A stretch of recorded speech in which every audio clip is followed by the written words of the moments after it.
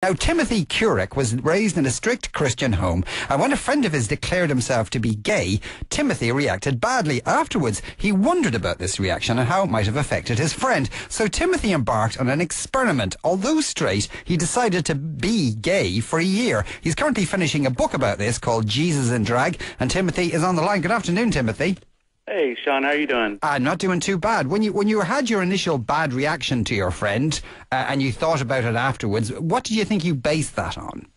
I think the fact that my initial reaction was not to comfort her, not to be there for her in the moment. It was, I had the voice inside my head saying, oh, great, her parents didn't explain those 6 little verses in the Bible that tell her she's an abomination without making her feel like an abomination. You know, I could have done that better. And then when I realized after she had left and I realized that that was what was going through my head, it didn't seem like the very loving response that I should have given. So that pretty much started it all. Are you still friends with that person? Actually, she had to move away to live with a friend of hers, the one friend that wasn't under her parents' thumb, and I haven't talked to her since it happened. I had only known her briefly at a karaoke night at a bar in Nashville, Tennessee. Right, we've all been there. Yeah. So when you decided to kind of set out yourself being gay, presumably you had to convince everyone, including your parents and your family, that you were gay. Yes.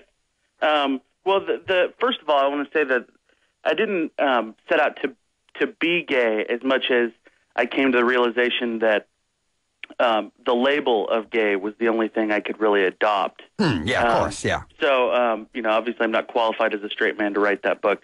But, yeah, no, the funniest thing happened. I mean, I had all these different situations where things just kind of naturally evolved where my family assumed because of those things that was what was bothering me, that I was depressed, I was nervous. I had a good, really close friend whose wife travels 200 days out of the year, and I would always stay with him, so what was going on there? Specifically with my parents or with my mom, I spent 2 months prior to coming out just totally depressed and anxious, and so about what I knew was kind of coming. And then when I came out of the closet to my family, it had already begun. I was past the point of no return, so I immediately kind of relaxed and breathed, and she said, oh, wow, that must have really been bothering him for a long time. So you had let them kind of start to suspect it themselves beforehand anyway? Yeah. And plus, you know, I was lying to my family, and I was lying. Yeah, I was wondering about Timothy. I mean, you know, presumably you've come back since and said, sorry, it was just for a book. I'm not actually gay at all. How did they react then?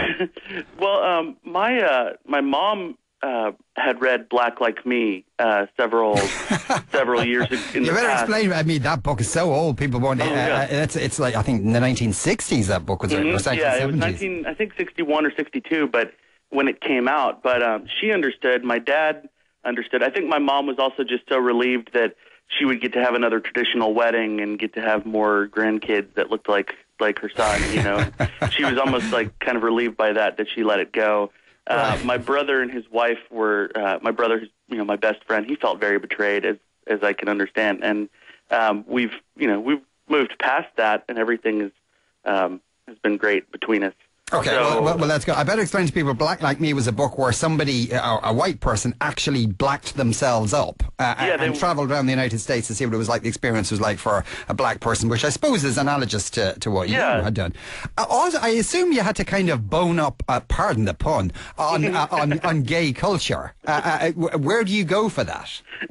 Well, I didn't know what to do at first. After my first experience in a gay club, I was mortified.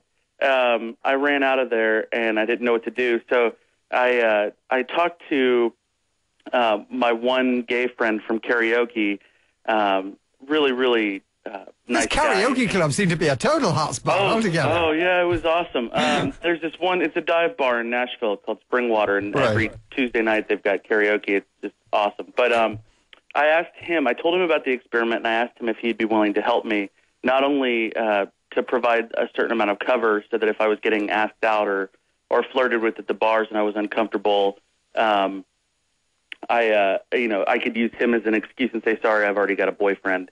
And, and in the process, he was able to come in and kind of mentor me and say, hey, this flirtation is normal. It's nothing to be worried about. Like, take it as a compliment, Don't freak out. And was there a lot to learn? Because I suppose there'd be a lot in the nuance of things that you might necessarily appreciate if you're straight.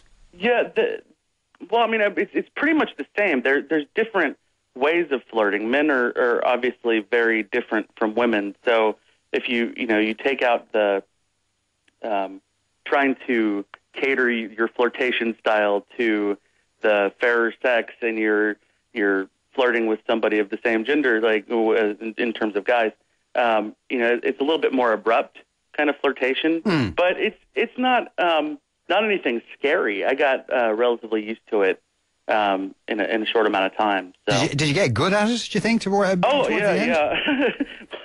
Yeah, I mean, I no longer care whether or not people think I'm gay, so, obviously... That's an interesting thing, though, isn't it? That is a very interesting thing. That must be probably one of the hardest things to let go of if you're a straight guy. That some part deep down might be still want to send out the little, straight signals. Yeah. Well, being comfortable in your own skin, I think, is really important for people. And I think that, my initial reaction when somebody, before the experiment, if somebody had said, you're gay, I would have gotten upset at them and gotten angered by that.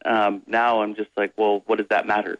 Who cares? So, which was, in terms of my religious background, which is a huge leap from where I was. Mm.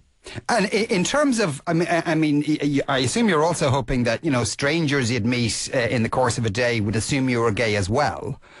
Did you encounter what you felt to be homophobia from anyone? Not necessarily homophobia. People in the South are really can be really cruel because of their beliefs, but they're also the sweetest people on the planet. So, I spent most of my time in the small gay district of Nashville. We call it a gayborhood because it's so small. But spent most of my time down there. The real thing for me was what did I learn in church? Were any of those stereotypes, or was that fact? What can I debunk just by observation? And most of the stuff was completely debunked by observation, if not all of it. And I realized I think the reason that homophobia exists is just fear, and it's an irrational fear. If equal rights becomes a staple, everybody has the same ability to get married, adopt kids, etc. They're afraid they're going to wake up the next day and the world's going to be over. It's apocalypse is going to be happening, fire raining down from the sky. But that's not the way it is. Nothing's going to change. It's not going to affect your life. And letting people have those freedoms is really important. Christianity, though, says that homosexuality is an abomination. Yes, and there are 6 passages in the Bible that talk about homosexuality, and I would say that the passages can pretty easily be debunked if you talk to any biblical scholar or read the original Greek or Hebrew. I think if you're just open to the fact that whatever you read from the Bible is your interpretation of what you're reading. I still my faith is stronger now than it ever has been, and I would now consider myself more of a biblical contextualist than a biblical literalist. Having I suppose, lived within gay culture is the best way of putting it. And actually, the funny thing, the few people smirked how you were saying about the gay area of Nashville, because we just think of Nashville as country music. Yeah. So are there lots of Stetson-wearing gay cowboys? There's a decent amount of cowboys, but for the most part... There was a cowboy in the Village People, wasn't there? So that shouldn't be gay cowboys. There was also a police officer and an Indian. And, yeah.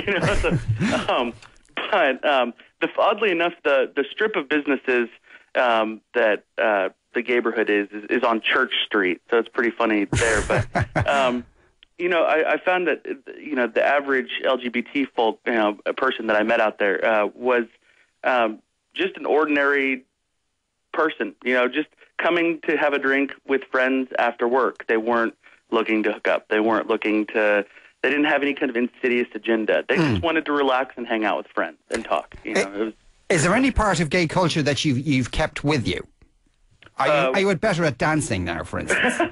You know, I'm a lot neater? more confident now. Actually, I thought I was going to be eviscerated by my gay friends for the wardrobe that I wore, you know, for all sorts of things. But no, I'm just a lot more confident. I love getting out at weddings and dancing, and I love, you know, I think, like I said, it goes back to being comfortable in your own skin, and the LGBT folks seem to have that down a lot more than a lot of my straight friends.